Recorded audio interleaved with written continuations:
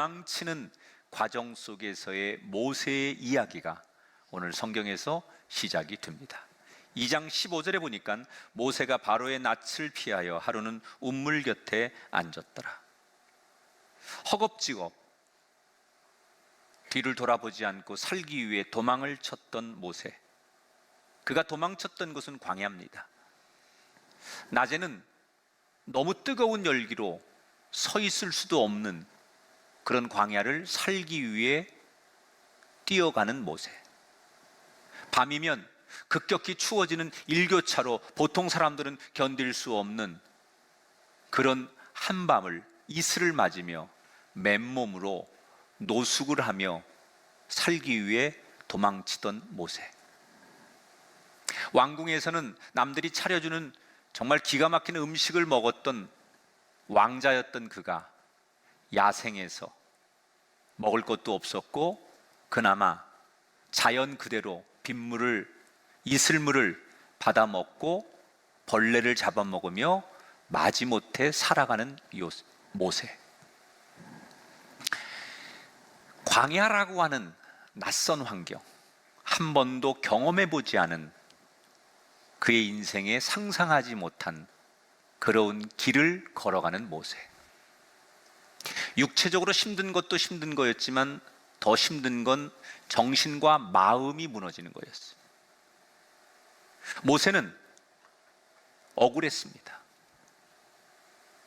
자기 동족을 도와주려고 했는데 쉽게 말하면 불쌍한 사람, 힘없는 사람, 그리고 공의를 행하려고 했을 뿐인데 그 동족들로부터도 버림받고 평생을 살았던 이집트 왕자로서 왕으로부터도 버림받고, 그러니 그의 마음속에는 자기의 본질인 이스라엘도 싫고 이집트도 싫고 급기야 만사가 귀찮으니까 하나님도 싫은 거예요. 그래서 그는 정말 인생이라는 게 별것 없다 이렇게 허무한 마음을 가지고 모든 것을 잊기 위해 그냥 한없이 도망을 치는 거예요. 세상 사람들 가운데는 자기의 슬픔과 고통을 잊기 위해 무작정 술을 마시는 사람이 있고, 또 어떤 사람은 도박이라고 하는 쾌락을 통해서 잠시의 고통을 잊기 위해서 그거에 몰입하는 사람이 있어요. 그런데 여러분, 그렇게 해서 잊혀지지가 않습니다.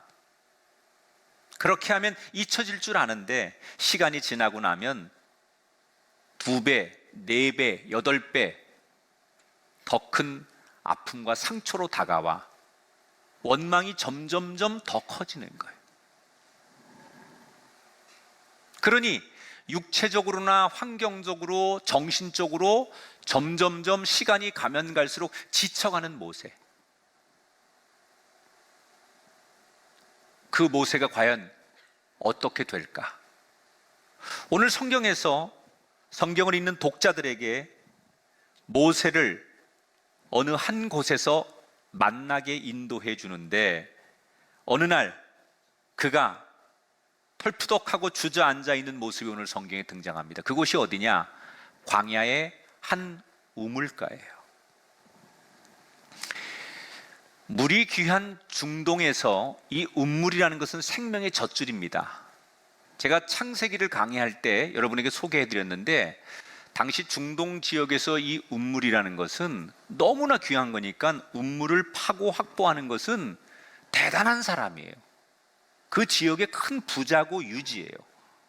그래서 우물을 파서 확보하면 그걸 큰 돌로 막아 놓습니다. 왜냐하면 이렇게 먼지나 이물질이 우물에 들어가면 안 되는 위생적인 것도 있었고, 동물들이 빠져 죽기도 하니까, 그리고 외부 사람들이 이 물을 이용해서 물이 오염되거나 물이 없어지지 않도록 하기 위해서 그 주인이나 동네 사람들이 꼭 써야 될 사람들이 그 물을 큰 돌 같은 걸로 막아 놓습니다. 그리고 마을 사람들만 와서 그 돌을 열고 우물을 쓸 수 있도록 만들었어요. 그러니까 이제 모세가 어느 한 우물가 옆에 털푸덕 주저앉아 있었다라고 하는 얘기는 그랬던 모양인 것 같아요. 운물이 옆에 있지만 누군가가 그 운물 입구를 큰 돌로 막아놨기 때문에 와서 이 운물의 돌을 치워주지 않는 한 물을 마실 수 없으니 그냥 운물 곁에 주저앉아 있었던 것 같아요.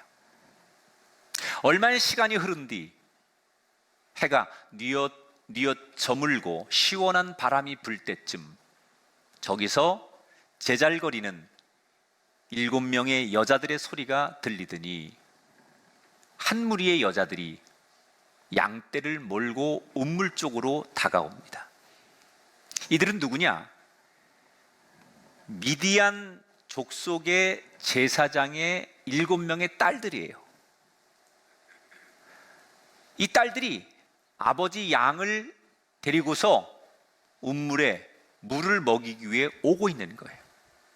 그리고 와서는 이 아가씨들이 힘이 없으니까 여럿이 힘을 합쳐서 낑낑대면서 운물을 막고 있던 돌을 옆으로 굴린 다음에 그리고 열심히 물을 길어서 물통에다가 물들을 담기 시작하는 거예요. 그런데 얼마 뒤에 막 그러고 있는데 저쪽에서 아주 껄렁껄렁한 양아치들 목자들이 나타나더니 이 아가씨들이 물을 기른 걸 뺏고 괴롭히는 거예요.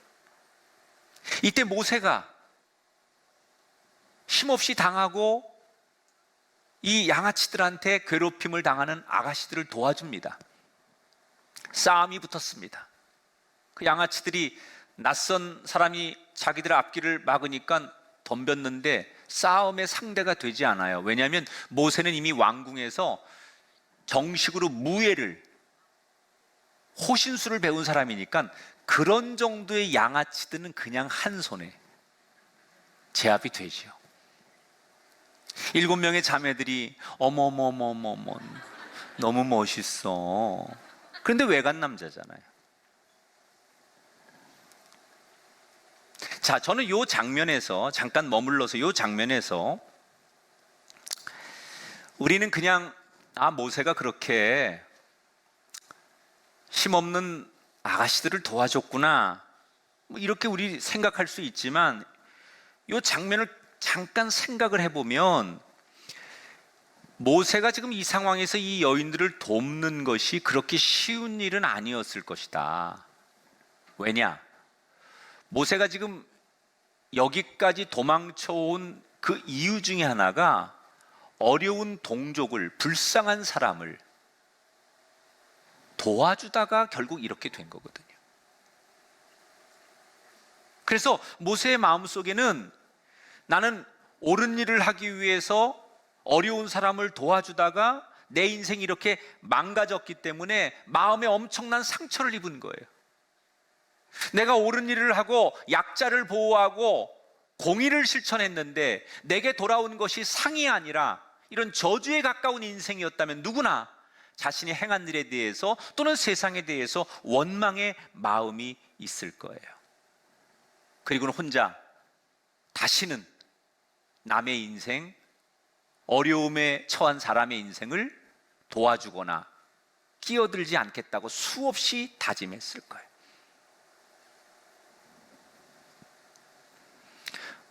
모세가 그렇지 않았겠어요?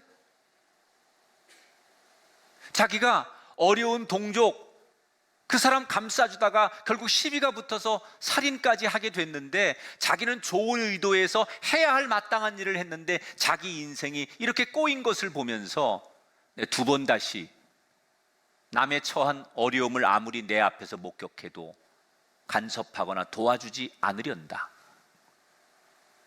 이런 마음을 누구나 갖게 된다는 거예요. 그래서 아마도 처음에는 그 양아치들이 그 목동 아가씨들에게 시비를 걸고 못된 짓을 했을 때 처음부터 개입하지 않으려고 했을 거예요. 그런데 왜 개입하게 됐을까요? 천성이에요, 천성. 안 한다고 머릿속엔 수없이 생각하고 다짐했지만 그의 마음속에 가지고 있는 기본적인 천성이 어려운 사람을 보면 결국 도와주지 않고는 견딜 수 없는 성품을 가진 거예요.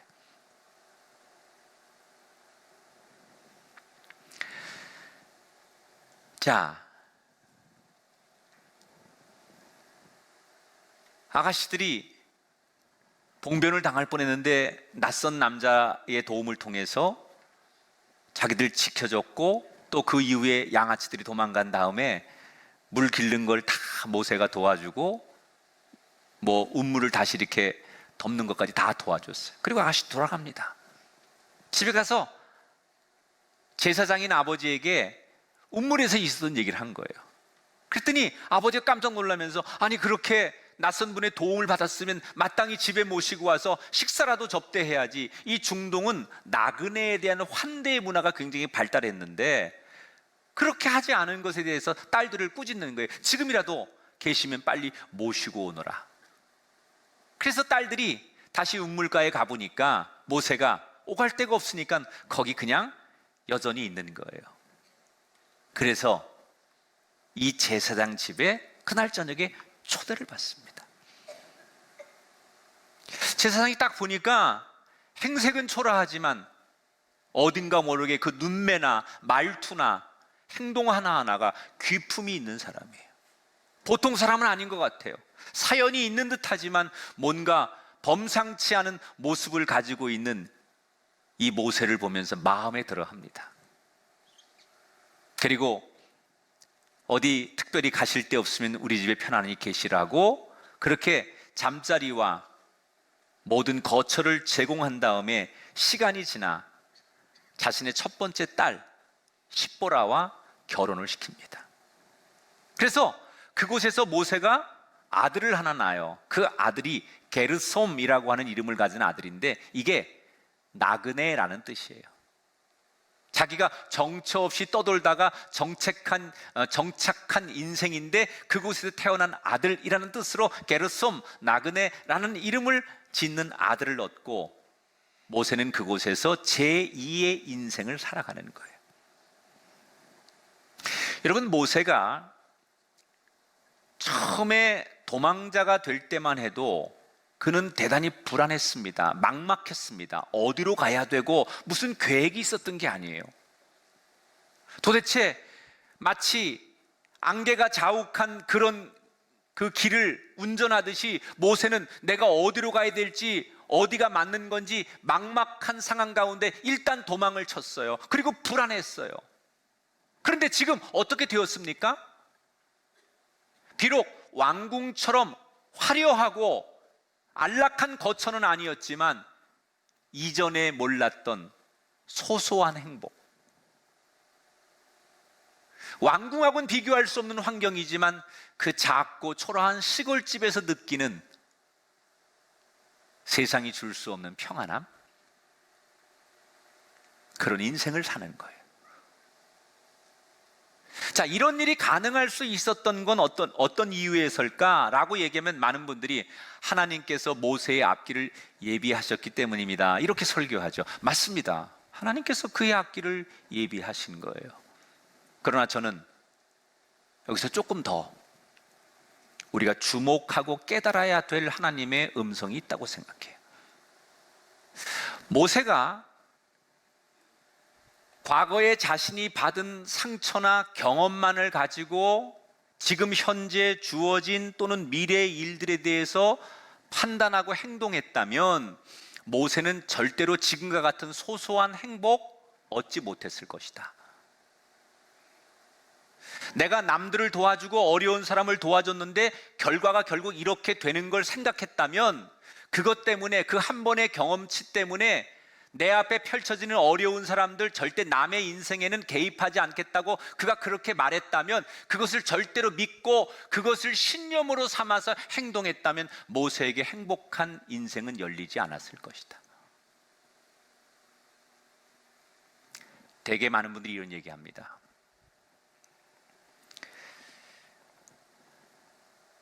자기가 신앙생활하면서 자기는 말씀대로 살려고 노력했대요. 그리고 누구보다도 기도 생활도 열심히 하고 봉사도 순종도 열심히 했대요. 그런데 돌아오는 건 그 공동체에서 상처였다는 거예요. 사람이 사는 곳엔 상처가 있죠. 부딪힘이 있죠.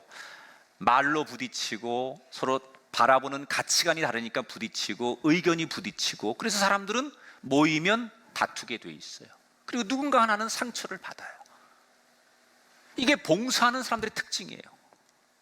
봉사 안 하는 사람은 상처도 안 받습니다. 헌신 안 하는 사람은 상처 안 받습니다. 그런데 열심히 하는 사람이 상처받아요. 그런데 이 사람들이 상처를 받은 것 가지고 이걸 절대화하는 거예요. 예를 들어서 과거에 어떤 분이 어떤 남자한테 첫사랑에 상처를 받았어요. 이분이 평생 울부짖는 게 남자는 도둑놈, 이게 맞는 얘기입니까? 교회에서 과거에 열심히 봉사하다가 어떤 일들로 인해서 자기 마음에 상처를 받아서 그 공동체를 떠났어요. 그래서 이 사람이 평생 교회는 나쁜 건, 난 교회 다니는 사람 믿지 않아, 교회 다니는 사람들은 세상 사람보다 더해, 이렇게 말하는 게 맞는 얘기입니까? 이건 여러분 맞는 얘기 아닙니다. 자기가 경험한 것을 절대화하는 것은 옳지 않습니다. 어떤 게 맞는 거냐? 비록 그때 그런 상처가 있었고 나는 하느라고 열심히 했는데 거기에서 내가 원하지 않는 아픔이 있었을지라도 여전히 옳은 것은 옳은 거예요. 하나님이 예배하라고 하는 것은 해야 되는 거고, 헌신하라고 하는 것은 헌신하는 게 맞는 거예요. 그걸 자기가 경험한 것을 가지고 절대화하는 것은 옳지 않다는 거예요. 모세가 이걸 잘한 거예요.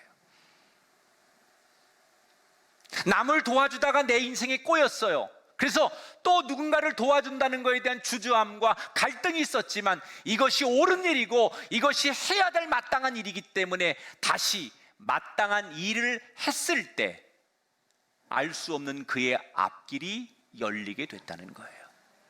이제 모세는 이집트의 왕자가 아닌 작은 시골 마을에 미디안 제사장의 사위가 됩니다. 처음에는 모든 게 낯설었을 거예요. 왕족의 티를 벗고 유목민이 되는 과정 자체가 상당한 시간이 걸렸을 거예요. 처가살이를 하면서 한 번도 해보지 않은 육체적인 노동, 동물들과 부딪히는 일들, 그리고 광야라고 하는 이 낯선 환경을 살아가는 것. 그러나 사람은 다 감당할 수 있거든요. 그 환경에 적응해 가는 게 사람이거든요. 처음엔 낯설었지만 시간이 점점 지나며 그 낯선 광야 생활, 유목민의 생활에 목자로 모세는 잘 적응을 하고 익숙해져 갑니다. 왕궁에서 누렸던 그런 것하고는 비교할 수 없는 정말 소소한 행복, 소확행, 작은 행복. 이런 것도 있구나. 이런 것도 행복할 수 있구나. 모세가 그런 걸 하루하루 느끼면서 그냥 적응을 해가는 거예요. 그러면서 오늘 성경은 독자들로 하여금 출애굽기 3장으로 다시 우리를 안내하는데, 출애굽기 2장에서 3장으로 딱 넘어가면 40년의 갭이 있어요. 모세가 이집트를 도망칠 때 40에 도망을 쳤는데 3장으로 딱 넘어가서 다시 모세를 조명하는 나이는 80살이 됩니다. 그러니까 이집트에서 도망을 쳐서 제사장의 사위가 돼가지고 40년을 산 다음에 모세 이야기를 3장에서 우리에게 소개하는 거예요. 자, 이 40년 동안 그러면 무슨 일이 있었느냐? 우선 첫 번째는 이집트에 살고 있는 이스라엘 민족이 드디어 하나님께 울부짖기 시작했어요. 여러분, 사람이 운다고 다 은혜 받은 게 아니에요. 예수 안 믿는 사람도요, 인생이 힘들고 억울하면 웁니다. 술 먹고도 울고요, 음악 듣다가도 울고요, 신세 한탄하다 울고요. 힘들면 다 인간은 본능적으로 울게 돼 있어요. 우는 게 전부 은혜만은 아니에요. 그들이 40년 전에 노예 생활을 하면서 울부짖었다는 기록이 있는데, 그때 기록은 그냥 인간적인 본능이에요. 인간적으로 힘드니까 울부짖은 거예요. 인간적으로 너무나 괴로우니까 고통 속에 신음하고 울었던 거예요. 그런데 40년이 지난 다음에 그들은 하나님을 향하여 울부짖었어요. 여러분, 울어도 하나님 앞에 우십시오. 울부짖어도 하나님의 이름을 부르십시오. 그것이 여러분을 살리는 거예요. 두 번째, 40년 사이에 무슨 변화가 생기냐? 모세가 많이 바뀌었어요. 왕궁에서 입던 왕자의 옷이 아닌 평범한 목자가 입는 누더기에 비슷한 옷에 만족하며 살고, 칼이 아닌 지팡이를 들고 다니는 유목민이 되고, 자신만만한 야망이 많았던 젊은 청년의 모세가 이제는 아무런 야망도 없는 할아버지로 오늘 우리 앞에 나타나요. 그 좋은 피부는 다 온데간데 없어지고, 이 무슨 검무딕딕한 반점들이 여기저기 태양에 만들어지고, 깊게 패인 주름과 다듬지 않은 그런 수염 앞에 영락없는 평범한 시골 농사꾼 할아버지. 모세도 완전히 우리가 알던 모세가 아닌 그런 할아버지로 변해 있는 거예요. 그리고 그날은 해가 뜨자마자 어제와 똑같이 모세는 옷을 주섬주섬 입고 자기에게 맡겨진 양들을 이끌고 집에서 서쪽으로 이동을 합니다. 그리고 시내산 반도에 있는 우리가 잘 아는 호렙산에 도착을 합니다. 이곳에서 양들을 풀어놓고 그 산 등성이의 풀들을 뜯어먹는 양들을 바라보면서 모세는 그냥 한가롭게 시간을 보내고 있습니다. 그런데 바로 그때 모세의 눈에 너무나 희한한 광경이 들어오기 시작합니다. 자, 3장 2절을 같이 읽어보겠습니다. 그가 보니 떨기나무에 불이 붙었으나 그 떨기나무가 사라지지 아니하는지라. 떨기나무에 불이 붙었는데 불이 타서 그 나무가 사라지질 않는 거예요. 그냥 불이 붙어 있는 대로 계속 있는 거예요. 여러분, 우리 상식으로는 우리가 불을 붙이려면 불씨가 있어야 돼요. 그리고 그 불에 탈 수 있는 재료가 있어야 돼요. 그래야 불이 붙는 거예요. 그리고 불이 안 꺼지려면 그 불을 꺼트리지 않기 위해서 계속 거기다가 장작더미를 쌓아놔야 돼요. 그런데 이 불은 누가 붙인 것도 아니에요. 그리고 소재도 없어요. 그런데 스스로 불이 붙어서 그 장작더미 위에서 불이 꺼지지 않고 계속 붙어 있는 거예요. 나무가 타지 않고 계속 불이 붙어 있다는 거예요. 이거 뭘 말하는 거죠? 지금 하나님께서 모세에게 찾아오신 거잖아요. 하나님께서 당신을 드러내시는 거예요. 내가 어떤 존재라는 것을 하나님께서 모세에게, 인류에게 드러내시는 장면이에요. 이게 굉장히 중요한 거예요. 인간의 방식과 인간의 상식으로는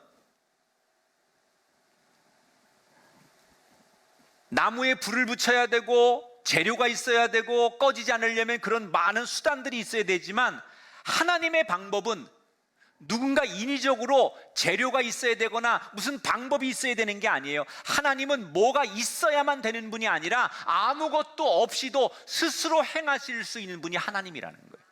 그러니까 이 출애굽기 3장 2절에 나오는 이 말씀은 하나님이 누구신가, 하나님이 어떤 분인가, 하나님의 존재에 대해서 이 한 절이 아주 우리들에게 명확하게 얘기하는 거예요. 하나님은 뭐가 있어야만 하시는 분이 아니고 누구의 도움이 있어야만 역사를 일으키는 분이 아니에요. 하나님은 스스로 존재하시는 분이에요. 스스로 행하실 수 있는 분이에요. 너무 신기한 거예요. 평생 처음 보는 거예요. 그래서 자기도 모르게 그 신기한 쪽으로 발걸음을 한 걸음 두 걸음으로 옮기는데, 바로 그때 그 타지 않는 불 속에서 음성이 들려옵니다. 모세야, 모세야. 하나님의 음성이에요. 하나님이 모세를 불렀어요. 하나님이 먼저 말을 거셨어요. 여러분, 우리는 내가 하나님께 나온 것 같지만 사실은 다 하나님이 우리에게 먼저 다가오세요. 성경을 보면 인간이 하나님에게 다가가는 게 아니라 본질적으로 하나님이 인간에게 다가와요. 아담이 선악과 때문에 타락을 하고 숨습니다. 그때 자기가 하나님 앞에 나가서 잘못했어요 말하지 않습니다. 하나님이 먼저 찾아와요. 아담아, 어디 있느냐? 지금 모세가 자기 동족을 살려달라고 하나님 앞에 나가서 기도하고 울부짖었기 때문에 하나님께서 오신 게 아니에요. 하나님께서 먼저 모세에게 찾아오신 거예요. 잊고 있는, 하나님의 존재를 잊고 있는 모세에게 하나님이 먼저 찾아오신 거예요. 우리가 알기에는 얼핏 모세가 굉장히 믿음이 좋고 신앙이 좋은 사람이라고 생각하지만 이때까지 모세는 믿음이 없는 사람이에요. 어머니로부터 하나님의 백성이라는 이야기는 들었어요. 네 핏줄은 네가 이집트 사람이 아니라 히브리 민족이라는 거, 이건 알아요. 그러나 그의 조상들이 만났던 하나님을 모세는 만난 적이 없었기 때문에 하나님에 대한 충만한 신앙이 없었어요, 모세는. 그리고 미디안 제사장의 사위가 됐는데, 이 미디안 제사장은 다른 말로 말하면 조그만 그 미디안은 국경을 넘은 광야거든요. 그곳에 다른 이방 민족들이 섬기는 그 신의 제사장이에요. 그러니까 토속 종교, 하나님이 아니에요. 하나님을 잘 몰라요. 믿음이 좋아야 쓰임받고, 우리는 믿음으로 준비된 사람이 쓰임받는다고 하지만 그렇지 않습니다. 하나님은 믿음과 상관없이, 그 사람의 조건과 상관없이 하나님께서 쓰시면 그 사람이 큰 사람 되는 거고, 하나님이 쓰시면 그 사람이 믿음의 사람 되는 거지, 꼭 믿음이 있고 인간적인 조건이 돼야만 하나님이 쓰시는 게 아니라는 거예요. 하나님 먼저 찾아오셨어요. 혹시 오늘 여러분, 나의 조건이 세상적으로 한없이 부족하고 내가 태어난 형편과 내 환경이 세상 사람들 볼 때는 한낱 없이 보잘것없는 그런 운명과 상황과 형편일지라도 그것과 상관없이 나를 먼저 찾아오신 하나님의 은혜를 경험하시게 되기를 주의 이름으로 축원합니다.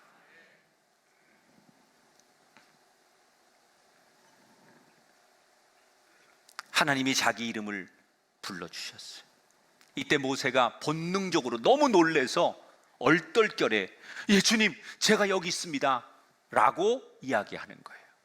하나님을 알아서가 아니에요. 너무 신비로운, 그 아주 신비로운 광경에 압도당하니까 자기도 모르게 자기 이름을 부르니까 얼떨결에 네 주님, 제가 여기 있습니다 이렇게 대답하는 거예요. 그때 하나님이 내가 서 있는 곳은 거룩한 곳이니 신발을 벗어라 이렇게 얘기하세요.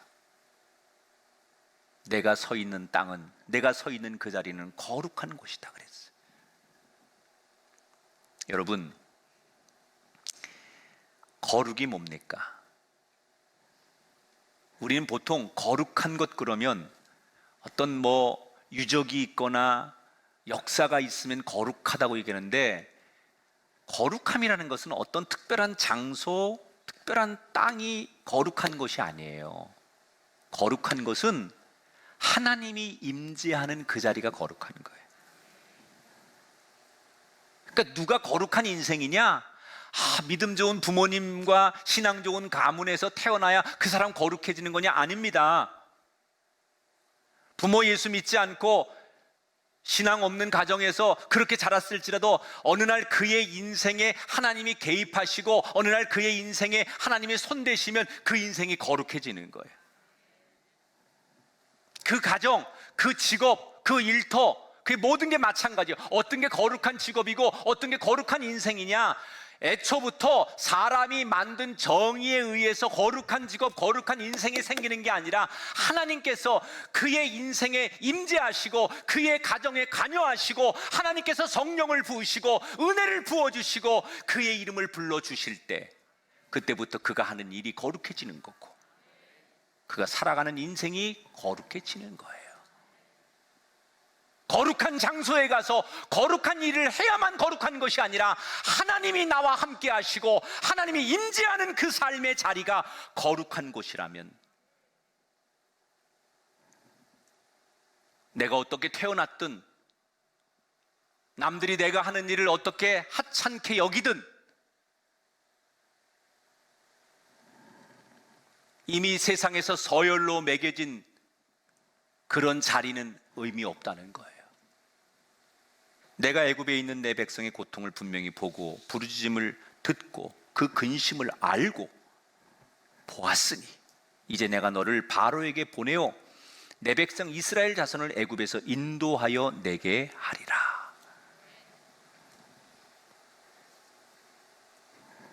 나는 지난 40년 동안 상처 때문에, 의도적으로 세월의 어떤 시간 때문에 그 내 동족들의 아픔과 어려움과 그들의 울부짖음을 모세는 다 잊고 있었어요.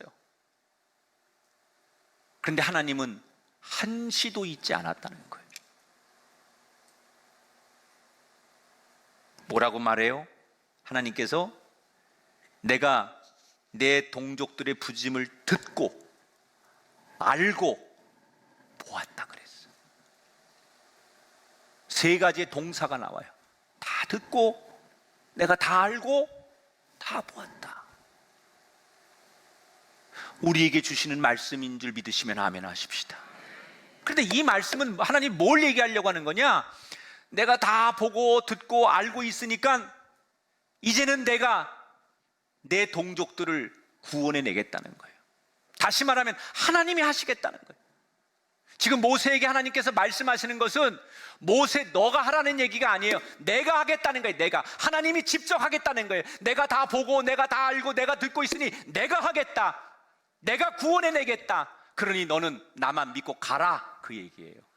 우린 가끔 착각해요. 하나님이 내게 어떤 소명과 일을 맡기시면 나에게 하라는 줄 알아요. 아니에요.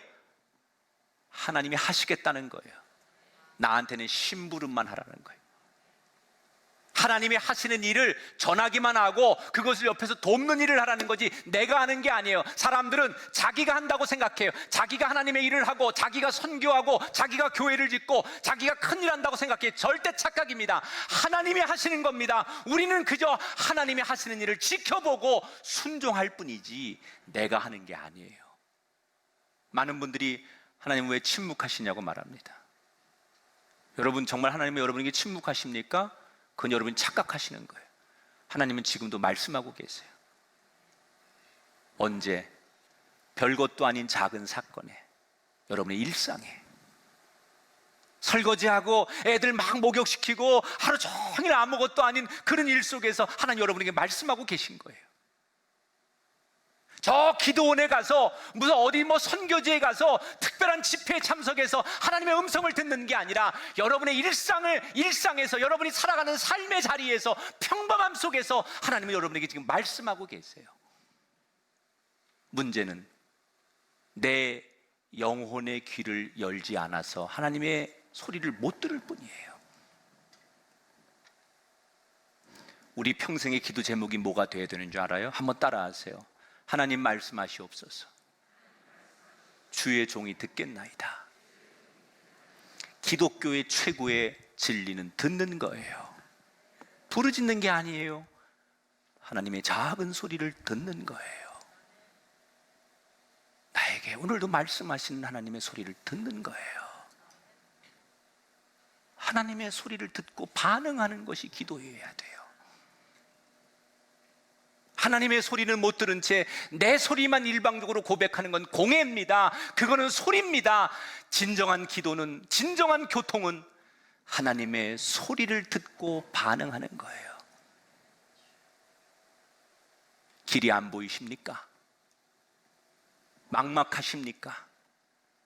인생이 꼬이고 두려우십니까? 어떻게 내 인생을 열어갈지 걱정이 되십니까? 그렇다면 여러분, 조용히 여러분이 지금 살고 있는 일상의 자리에서, 내가 하고 있는 이 평범함 속에서 하나님이 내게 말씀하시는 소리를 듣게 되시길 축복합니다. 여러분에게 말씀하실 거예요. 사랑하는 내 딸아, 사랑하는 내 아들아, 내가 너와 함께 하리라. 내가 너를 일으키리라. 이 하나님의 속삭이는 음성을 들으시고 보이지 않던 우리의 길이 보여지고, 그래서 그 길을, 시온의 대로를 열심히 걸어갈 수 있는 아름다운 나그네들이 되시기를 주님의 이름으로 축원합니다.